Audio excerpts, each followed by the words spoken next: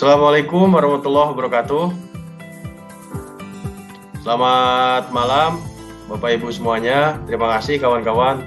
Hari ini kita akan mempresentasikan tentang materi di semester 7 yaitu etika profesi hukum, kemana kita akan membuat sebuah tugas kelompok yaitu dengan tema kode etik intelijen negara.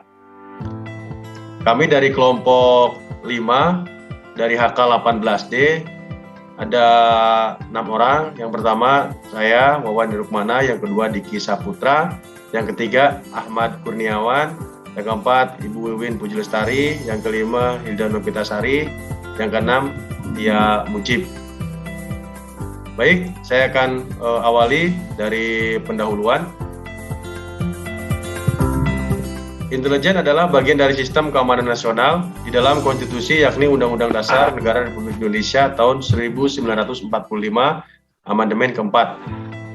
Undang-Undang Garis Besar Keamanan Nasional tercantum pada pembukaan Undang-Undang Negara Republik Indonesia 1945, amandemen keempat, yang berbunyi sebagai berikut, bahwa pemerintah Republik Indonesia melindungi segenap bangsa Indonesia dan seluruh tumpah darah Indonesia dan ikut melaksanakan ketertiban dunia yang berdasarkan kemerdekaan, kedamaian abadi, dan keadilan sosial.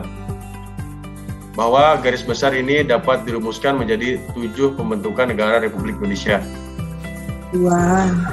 Posisi intelijen negara pada saat bergulirnya reformasi di Indonesia berhubungan pula pada masalah penataan kelembagaan menjadi salah satu prioritas bagi transisi demokrasi yang tengah berjalan. Meski sejumlah kebijakan telah dilahirkan, termasuk reposisi peran dan fungsi institusi keamanan negara dalam rangka reformasi sektor keamanan, akan tetapi itu semua belum dapat dikatakan cukup dalam rangka pembenahan sektor keamanan yang ditujukan dalam rangka perlindungan hak asasi manusia warga Indonesia maupun perlindungan terhadap negara itu sendiri. Institusi intelijen seringkali digunakan sebagai instrumen dari penguasa untuk menekan sekaligus merepresi kelompok-kelompok atau pihak-pihak yang dianggap sebagai musuh kekuasaan. Berikutnya, silakan dibacakan. Saya lanjutkan ya. Silakan. Kegiatan operasi intelijen oleh lembaga intelijen negara di Indonesia harus mempunyai dasar peraturan yang jelas, sehingga tidak berubah menjadi instrumen kekuasaan bagi kepentingan politik dari pihak tertentu. Pada tanggal 7 November 2011, secara resmi diundangkan menjadi Undang-Undang Nomor 17 tentang Intelijen Negara. Selanjutnya disebut Undang-Undang Intelijen Negara.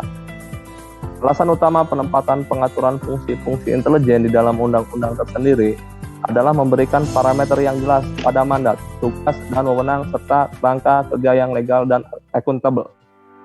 Selanjutnya dibacakan oleh Ahmad Kurniawan.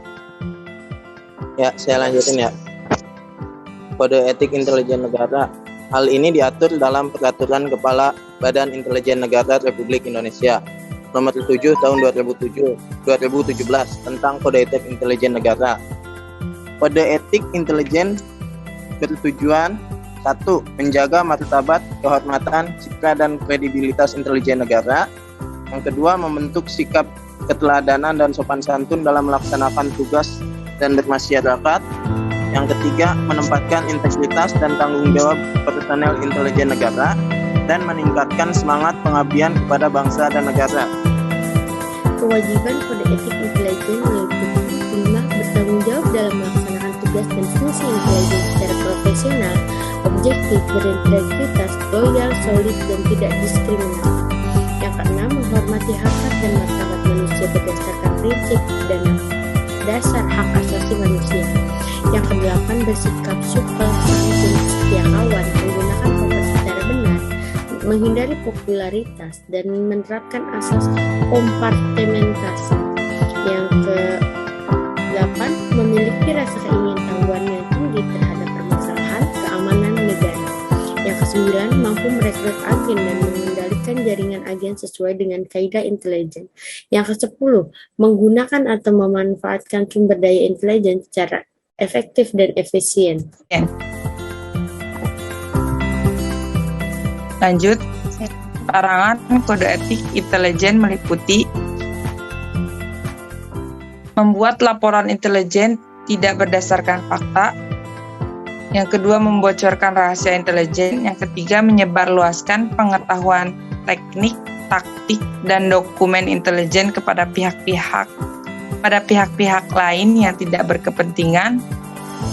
Keempat, menjadi agen ganda atau double agen.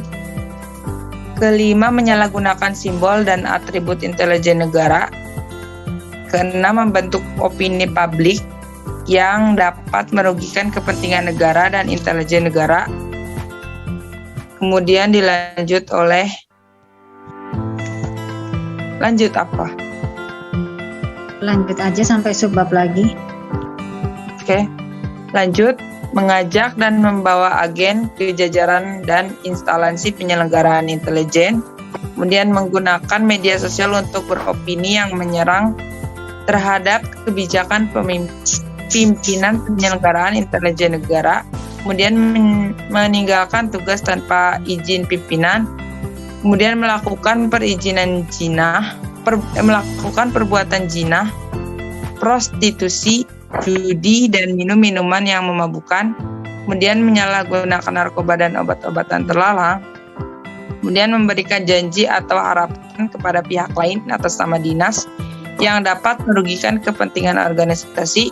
Kemudian menerima pemberian dalam bentuk uang atau barang dari siapapun yang berkaitan dengan kepentingan dinas. Kemudian menjadi anggota partai politik dan berpolitik praktis.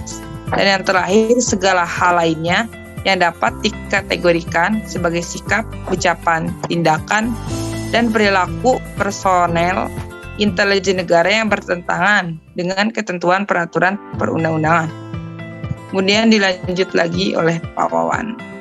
Saya ya, Dewan Etik. Dewan Etik iya. dibentuk berdasarkan adanya laporan dugaan pelanggaran kode etik intelijen negara oleh atasan langsung dan atau Inspektorat Penyelenggara Intelijen Negara. Laporan dugaan pelanggaran kode etik intelijen disampaikan secara tertulis oleh atasan langsung atau inspektorat secara berjenjang kepada pimpinan penyelenggara intelijen negara. Dewan Etik bertugas 1. Melaksanakan pemeriksaan. Yang kedua, menganalisis pelanggaran kode etik. 3. Membuat pertimbangan hukum. 4. Menyarankan sanksi hukuman. Dan kelima, melaporkan pelaksanaan tugasnya kepada pimpinan penyelenggara intelijen negara. Dewan Etik berwenang 1. Memanggil terduga pelanggar dan atau saksi untuk didengar keterangannya. 2. Mendatangi tempat tertentu yang ada kaitannya dengan kepentingan sidang.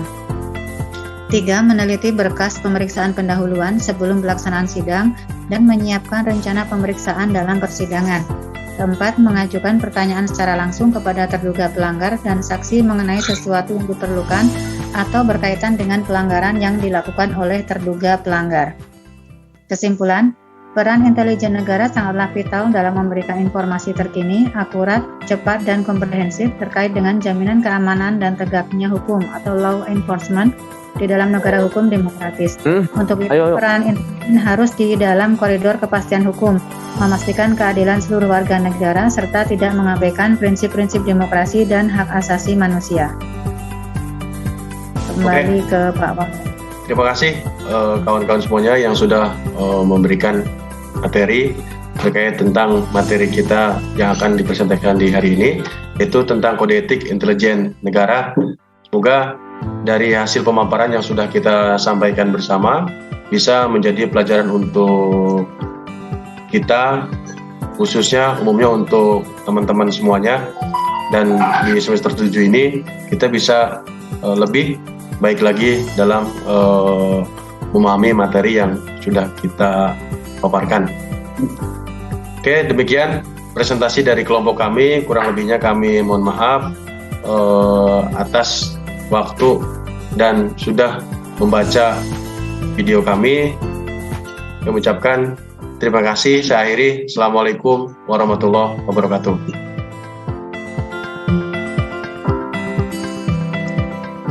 Waalaikumsalam warahmatullahi wabarakatuh. Sudah stop scratch.